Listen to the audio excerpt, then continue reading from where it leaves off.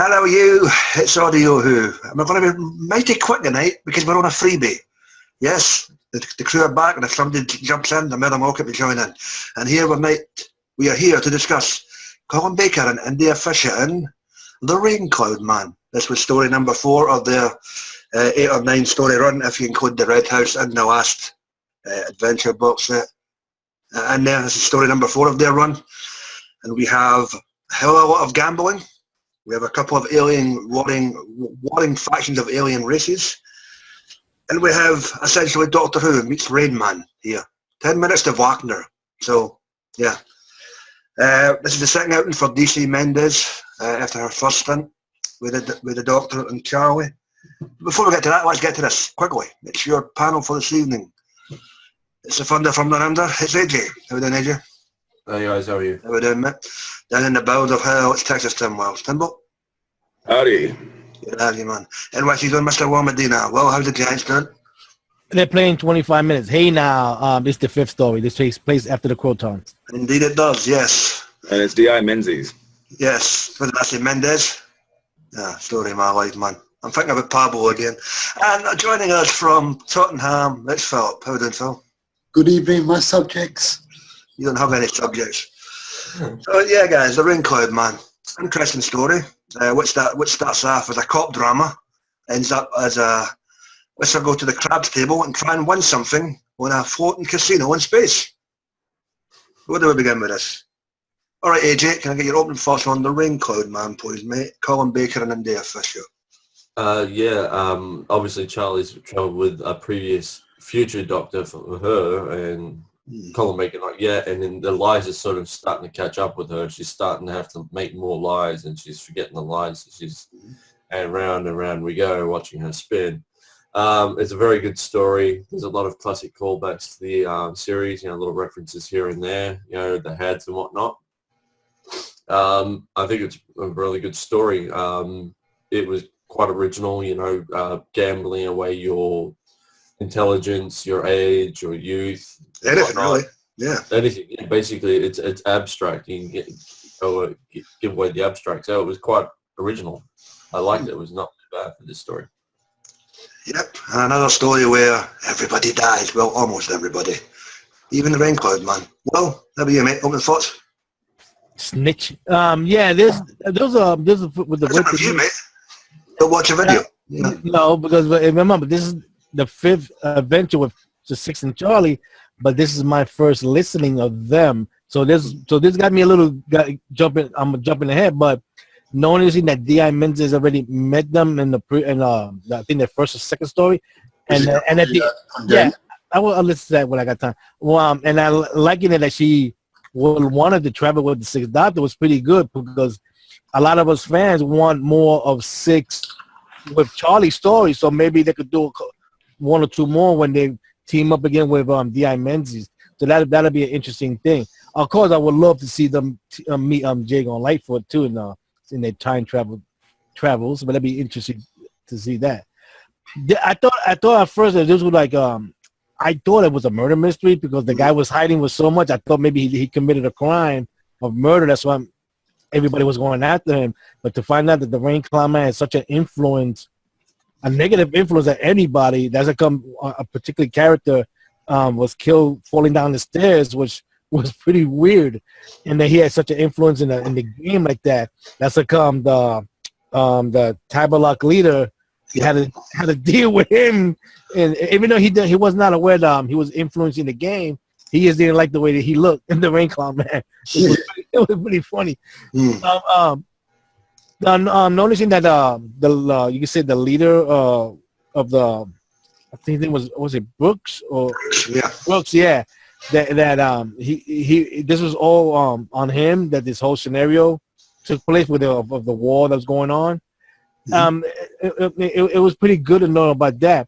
But the one thing that sticks out is how the 6th Doctor immediately reacted when Charlie wanted to go back in time and prevent all that from happening, which you can't do. We all know that we can't do that. So this stands out as a good story. Hopefully they come back and do more stuff with those two. All right, mate. Phil, you're up. This is a very busy story for me. There's an awful lot going on, an awful lot of players in the game. It's good. I like how you know what. Listening to this Charley and Six Doctor storyline, it does frustrate me to the point that because you know that the Six Doctor is quite aware that Charley isn't what she's meant to playing out to be. He knows there's more to her than meets the eye, and he plays along with her playing with the dumb blonde, so to speak. And I don't like that. And when Will says about having more stories which place him and her and the Six Doctor in adventures, that means you have to play out that kind of scenario even more. If you add in more stories in between ones that we've heard, the story's a bit slightly top heavy for me, so there's not too much going on, so I couldn't really follow much of the threads very well. I did like the idea of DC Mendes. I thought she was a bit dowdy as a cop though. She sounds very common, down at heels. She's a typical Manchester lass, Phil. Is that how they are in the Scottish Manchester and Police? They're very dowdy and horrible. So yeah. And yeah, apologise if we've got anybody listening from Manchester, by the way. They're not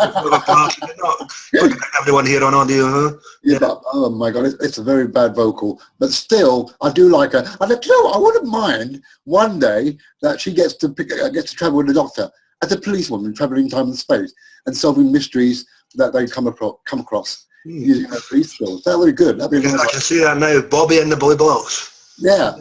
There you go. Overall, it's an involving story. The aliens are very many and quite ranging, and I think you need to listen to this more than once to get a good gist of it. Yeah. Okay. All right, there you go, mate. And Timbo, what do you reckon, mate? You've listened to this whole run. What do you go? It's a very good story. It's a sort of a sequel to The Condemned because they bring back Menzies. It's also about halfway through this run of stories, and with Charley and Sixie, and it's you can tell where it's starting to get to the breaking point where she's gonna have to fess up and tell him what she knows. I like the way they imply that her being with him is dangerous. Yeah. Like all those people that are affected by when they see her, they're like, "What the hell are you? This is wrong. You should not be here." That kind of thing. That was amazing. I mean, it's like. And here's the thing: she knows more than she's telling, of course. And like I think AJ or Will said, she has to keep lying and spinning the truth because she can't tell him the truth. And he plays along with her, but he's smarter than that. He knows what he's doing. He's stringing her along as well. It's really clever the way they built this relationship. It was a great idea to take a character from one Doctor and put it back with another one.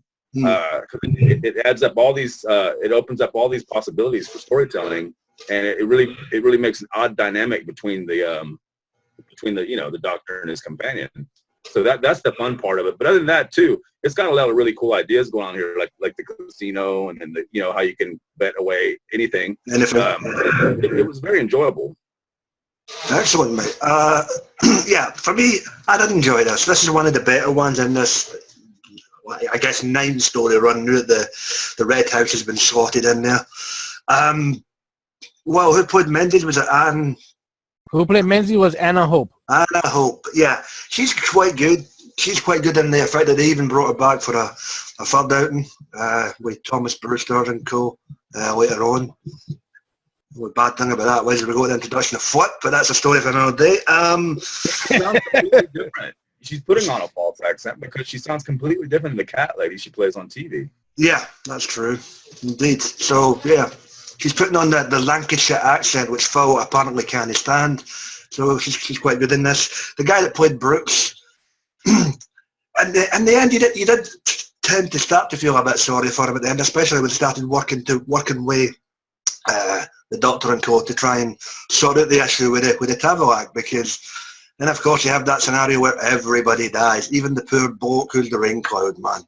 What he wanted to do was hide, and he gets shot off what was sounded like basically a big rhino, even though I don't know what the Tavalac looked like because we're on audio here, but were they on the cover? Did I miss that? No, he was not on the cover. No, well there you go. Leave that one up to the imagination, folks. But all in all, good tale here. It starts off as first two parts is like a cop murder drama, like Phil alludes to. doesn't he have like a scar on his face like that, the Raincloud Man? I cannot remember. I was actually talking about the leader of the Tavok who was playing the camera. Okay, see, they show that in the middle of the cover. Yeah. So that's the leader, and I Right. think that's the female time traveler. Hmm. And I think right here in the middle, she has to show Who played the female? Who played Alexis again? Who played the female time traveler? her name. What was her name? Carmen, right? What's her name? Carmen. Octavia Walters. Tavia Walters. Good outing for her as well, even though she was a time traveler that lost all her memories. So, I would like to see that character come back, but we don't know who she is. Well, she doesn't know who she is. That's the point. So, you know. Yeah, but we don't know who she is. She, it could be somebody that, she may be another time lady that. All right, it's the Rani. Let's just call it. Nah, don't say no. I'm not as a Rani. No, that's a good idea for real spot there. She could be a memory lost time lady. She just happened to be gambling for some reason. Well, there you go. Yeah. It all started with a What was that for? Sorry, Tim, what was that? Send her to the lost and found. Yeah, there you go. It all started with a £20-12 coin. Yeah, but all in all, there is a hell of a lot going on here, but it really is a good story and amongst a very good run. Right, guys, any events, characters, or instances within this story, that's what it for you. AJ, you've been quiet for a while. Go for it, mate.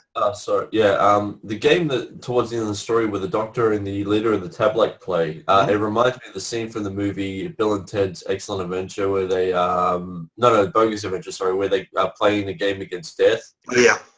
And they keep winning, and Death's like, "No, this can't happen." That was, I thought, that was funny. All right. Announcement?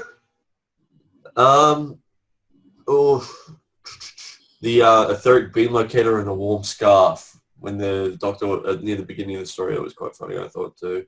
Sort of a callback to Baker. Okay, don't call mate. Timbo, how are you, mate?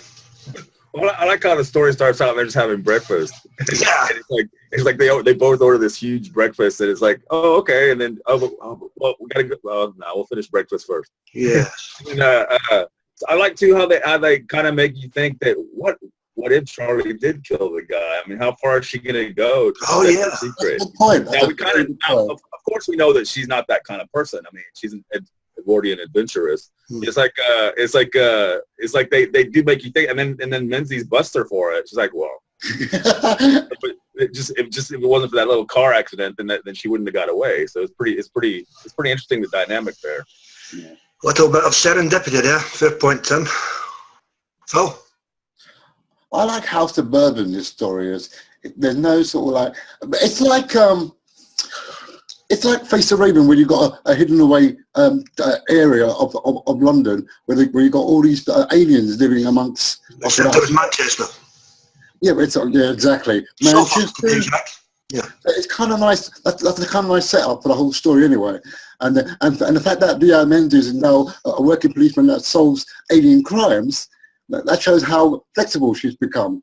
In as opposed to the original meeting with the Doctor in The Condemned, she's now understanding that there's such things exist. It's not so much she's solving the alien crime, it's the fact that her previous experience has drawn the aliens towards her for help. Yeah, that's fair enough. Yeah, you know, I like that. I like it, and she's having to keep it under wraps away from other normal police force sort of thing. Yeah. But my favourite part is always going to be that bit where that young guy who realises Charlie's twisted timeline. I like that part of it, and the fact Mendes was quite good enough not to spill the beans. I wish she did, actually. I wish she would have done. I'm sure she did at the end. She made a little remark about it to the Doctor. Did she not? Yeah, she just told him to keep an eye out on her. That's it. He didn't say nothing else. There you go. And it's explained why she doesn't in the Thomas Brewster one, if you get back and remember and listen to it. Yeah, okay, I'm with it. So there you go. Oh, you're up, mate. You know, I like Philip said, Menzies really stood out. I wish she would come back. I wonder how interesting it would be that she would run into the 8th Doctor, and that was the Doctor that, sort of was the one that was traveling with Charley. So that'd be funny if she runs into him. The thing is that the Tabernacle, I mean, even though he was voiced by Jeremy James, he sounded like a Jadoon a little bit. That's why I said Rhino earlier. I'm like... Yeah, but I say, I said, gee, I thought for a minute, is this the same person that did the Judoon? But knowing that, Like Briggs. So, I know, knowing that the one who directed this story is the one that did the Judoon. I said, wow. I said they must be using the same equipment or something. What's funny, even though in the end we find out what happened to the Tabalak race like that, it'd be interesting for us to come back to see them again because they're a bunch of knuckleheads, man.